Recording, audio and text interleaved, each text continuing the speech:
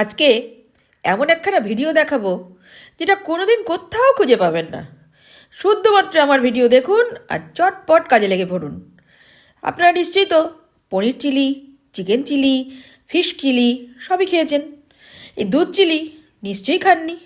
ভাবছেন দুধ দিয়ে আবার চিলি হয় নাকি? হ্যাঁ হ্যাঁ, আজ সেটাই আপনাদের খাওয়াবো আর সেটাই দেখাবো। আজ এখানে আমি 1/2 লিটার দুধ জাল দিয়ে ঠান্ডা করে কড়াইতে নিয়েছি। এবারেতে 5 চামচ কর্নফ্লাওয়ার দেব। কর্নফ্লাওয়ার তো ঠান্ডা অবস্থাতেই গুলতে হয়, আপনারা সবাই সেটা জানেন। চামচ দিয়ে পুরোটা গুলে গুলে নেব। একটুখানি নুন দেব টেস্টের জন্য। এবার গ্যাসটা জ্বালাবো। অনবরত নাড়তে হবে, নইলে কর্নফ্লাওয়ারটা তলায় লেগে যাবে। অনবরত নেড়ে নেড়ে যখন বেশ গাঢ় গাঢ় হয়ে যাবে, সেই অবস্থাতে গ্যাসটা বন্ধ করে দেবো।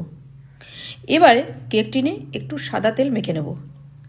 এবার দুধটা, গাঢ় করা দুধটা আর কি, আস্তে আস্তে ঢেলে দেবো। একটু ট্যাপ করে করে দেবো, চামচ দিয়ে সমান সমান করে দেবো।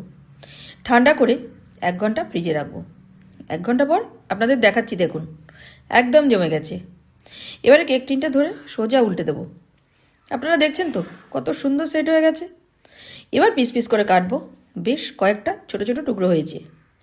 বাটিতে 3 চামচ কর্নফ্লাওয়ার, 2 চামচ ময়দা, একটা ডিম ভেঙে নেব, একটু নুন, 1 চামচ গোলমরিচের গুঁড়ো দিয়ে ভালো করে মিশিয়ে নেব।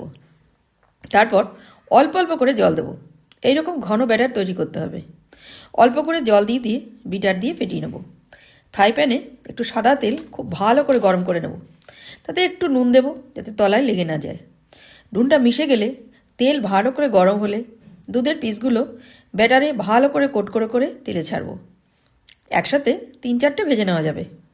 উলট পালট করে লাল লাল করতে হবে। একটা চামচ নিয়েছি দেখুন, যাতে ভেঙে না যায়। লাল লাল হয়ে গেলে প্লেটে তুলে নেব। সব কটাই ভেজে নেব।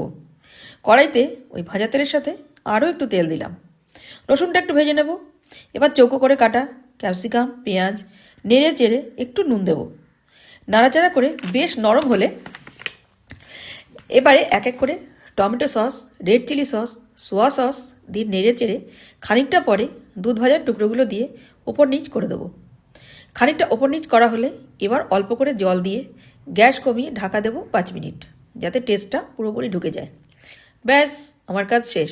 আপনাদের জন্য দুধ চিলি একদম রেডি। ফ্রায়েড রাইস, পোলাও সব কিছুর সাথেই খেতে পারবেন। তাহলে বন্ধুরা, কেমন খেলেন, কেমন দেখলেন আমাকে অবশ্যই কমেন্ট করে জানাবেন। ভালো লাগলে একটা লাইক দিয়ে আমার পাশে থাকবেন।